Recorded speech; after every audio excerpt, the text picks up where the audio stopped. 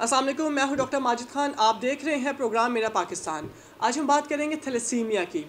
इस वक्त हमारे पाकिस्तान में 50,000 पेशेंट थैलेसीमिया के मौजूद हैं और हर साल तकरीबन 6,000 बच्चे थैलेसीमिया के साथ पैदा होते हैं। ये थैलेसीमिया है क्या और इसकी क्या क्या टाइप्स हैं? क्या इसका कोई इलाज मौजूद है या नहीं? ये थैलेसीमिया होता किस तरह से है? इन सब के बारे में जानेंगे हम। हमारे साथ मौजूद हैं हमारे मेहमान डॉक्टर शौकत चौधरी। अस्सलाम वालेकुम डॉक्टर साहब, बहुत बहुत शुक्रिया आपका, आपने टाइम दिया हमें। अच्छा डॉक्टर साहब, सबसे पहले तो मुझे ये बताइए कि ये थैलेसीमिया क्या बीमारी है? जी, थैलेसीमिया एक इनहेरिटेड बीमारी है, मारूसी बीमारी है, जो वालदैन से बच्चों में मुंतकिल हो रही होती है।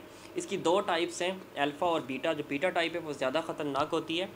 पाकिस्तान में जैसे कि आपने बताया 50,000 से ज़्यादा पेशेंट इसके मौजूद हैं बिल्कुल। और 6,000 पेशेंट हर साल बच्चे पैदा होते हैं थैलेसीमिया के साथ। और ये मैं इस टाइम कोरोना वायरस का पीक चल रहा है, तो ये बहुत इम्पोर्टेंट बीमारी है। ये वो लोग बेसिकली ये लोग बहुत मजबूर लोग होते हैं। इन लोगों को ब्लड चाहिए होता है। जब तक इनको ब्लड नहीं मिलेगा, आपको पता है इस बात का, ये सर्वाइव नहीं कर सकते।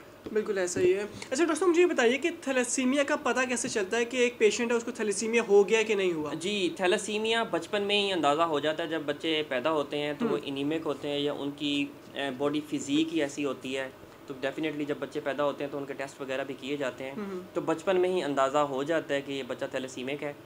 और दूसरा, पेरेंट्स को भी पता होता है कि अगर उनके पेरेंट्स थैलेसीमिया के मरीज़ होते हैं तो वहाँ से भी वो, क्योंकि ये पेरेंट्स से ही बच्चों में आती है बीमारी, तो इसका अंदाज़ा जो है ना हम बचपन में ही लगा लेते हैं। अच्छा, इस तरह हो सकता है कि पेरेंट्स को ना हो और बच्चे को हो जाए? ऐसा पॉसिबल नहीं है ये, क्योंकि मारूसी बीमारी है, इनहेरिटेड बीमारी है, तो ये पेरेंट्स से ही बच्चों में आती है। ओके, ठीक हो गया। अच्छा, इससे बचने का कोई तरीका कार या इससे नहीं बचा जा सकता? इससे बचने का कोई तरीका नहीं है, क्योंकि ये पेरेंट्स से बच्चों में मुंतकिल हो रही होती है। और अगर आपके पेरेंट्स को ये है तो 4 बच्चे अगर पैदा हो रहे हैं तो एक बच्चे को ये लाजमी होगी ये बीमारी। और दूसरा, इससे बचने का सबसे जो इम्पोर्टेंट तरीका है वो ये है कि जब आप शादी से पहले थैलेसीमिया का टेस्ट होना चाहिए, उनके CBC टेस्ट होने चाहिए, डिफरेंट टेस्ट होने चाहिए, जिससे हमें पता चल सके कि जो शादी कर रहे हैं वो थैलेसीमिक नहीं है।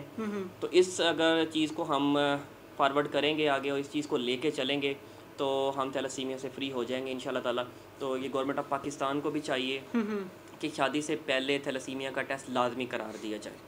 ठीक हो गया। और डॉक्टर साहब, ये जो थैलेसीमिया बीमारी का बता रहे हैं जो इतनी ख़तरनाक है और बचपन से ही हो जाती है, क्या इसका कोई इलाज मौजूद है या ये लाइलाज है? इसका इलाज सिर्फ ये है कि ब्लड ट्रांसफ्यूजन कंटिन्यूसली आपको चाहिए। अगर आपको ब्लड नहीं मिलेगा तो आप सर्वाइव नहीं कर सकते।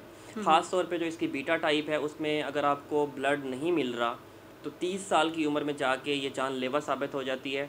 वैसे इसका इतना ज़्यादा ख़तरा नहीं होता अगर आपको ब्लड मिल रहा हो कंटिन्यूसली और आपकी न्यूट्रिशन भी अच्छी हो। और दूसरा जो है, इसका बोन मैरो ट्रांसप्लांट भी करवा सकते हैं। तीसरा, सर्जरी के थ्रू गॉल ब्लैडर भी रिमूव करा सकते हैं, तो क्या डिफ़िकल्ट प्रोसेस है क्योंकि हमारे कंट्री में बहुत गरीब लोग हैं, अफोर्ड नहीं कर सकते इन चीज़ों को। तो ये इसका ट्रीटमेंट है, सप्लीमेंट वगैरह भी ले सकते हैं। लेकिन यहाँ पे काबिल ज़िक्र बात ये है कि जहाँ पे देहाती इलाकों के अंदर बच्चों को इन्हीं में करार दिया जाता है तो डॉक्टर उनको वहाँ पे आयरन सप्लीमेंट दे देते हैं। तो आयरन सप्लीमेंट की जो ओवरडोज है वो बहुत ख़तरनाक है। इस बात को सबको समझना चाहिए, पेरेंट्स को भी समझना चाहिए और तमाम हेल्थ केयर प्रोफेशनल को भी समझना चाहिए कि बच्चों के लिए आयरन की ओवरडोज जो है वो बहुत ख़तरनाक है। तो इससे गुरेज किया जाए और इसको कम से कम इस्तेमाल किया जाए। अच्छा, जैसे आपने बताया कि ब्लड डोनेशन ही इसका बेहतरीन तरीका, ब्लड ही लगाया जाता है पेशेंट को। तो जैसे कि आजकल तो कोरोना वायरस का ट्रेंड चल रहा है, कोरोना वायरस का राज है हर अस्पताल में, हर जगह पे। तो ब्लड की, तो आपको नहीं लगता कोरोना वायरस की वजह से ब्लड डोनेशन की बहुत ज़्यादा कमी हो गई है?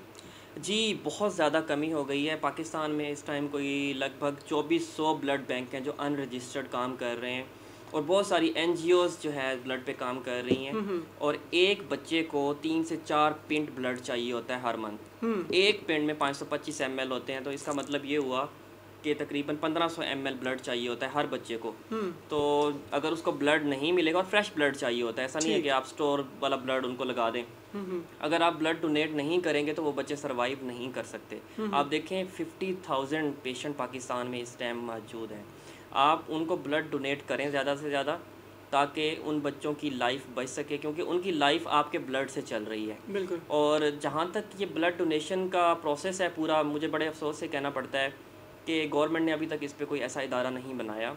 क्योंकि NGOs, जो मेरी अपनी ऑब्जर्वेशन है, हो सकता है आप मुझसे एग्री ना करें इस बात पे, एनजीओज़ या आपके जितने भी ब्लड बैंक्स हैं वो चार्ज कर रहे होते हैं। अब गरीब के पास तो खाना खाने के लिए पैसे नहीं हैं और वो ब्लड भी ख़रीद के लगा रहे हैं, तो it's very difficult for them. तो कोई ऐसा इदारा बनाया जाए पूरे पाकिस्तान के अंदर जहाँ पे लोगों को फ्री ऑफ कास्ट ब्लड दिया जाए। वो एक और चीज़ भी इसमें ट्रेंड चल रहा है कि लोग ब्लड एक्सचेंज करवाते हैं डिफरेंट हॉस्पिटल्स में अगर उनको चाहिए होता है, लेकिन ये तो वो बच्चे हैं जिनको तो ब्लड चाहिए ही चाहिए। आप एक्सचेंज करवाएं या जो भी करवाएं, उनको तो ब्लड चाहिए हर हाल में। तो ज़्यादा से ज़्यादा लोग ब्लड डोनेशन की तरफ जाएं ताकि उन लोगों की ज़िंदगी हम बचा सकें। अच्छा, ब्लड डोनेशन का एक और चीज़ है कि काफ़ी जो आवाम है उनके जहनों में ये है कि ब्लड डोनेशन देने के बाद मुझे बहुत सारी कमज़ोरी आ जाएगी या मुझे कोई बीमारी हो सकती है, मैं थकावट फील करूँगा, मेरे में एनर्जी नहीं रहेगी। क्या ब्लड डोनेशन से नुकसानात होते हैं इंसानी जिस्म पर?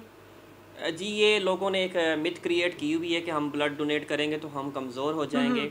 ऐसा कुछ नहीं है, बल्कि ब्लड डोनेट करने वाले लोग अपनी ज़िंदगी ज़्यादा खुशगवार तरीके से गुजारते हैं और उनमें रेस्पिरेटरी ट्रैक इन्फेक्शन की जो बीमारियां हैं वो भी कम हो जाती हैं, कैंसर के चांसेस भी कम हो जाते हैं। इसी तरह से ओबेसिटी, मोटापा जिस तरह से है वो भी उनका कम हो जाता है। तो ये ख़ास तौर पे उन लोगों के लिए जो मोटे हैं उनको ब्लड देना चाहिए और हर 6 मंथ के बाद ब्लड देना चाहिए।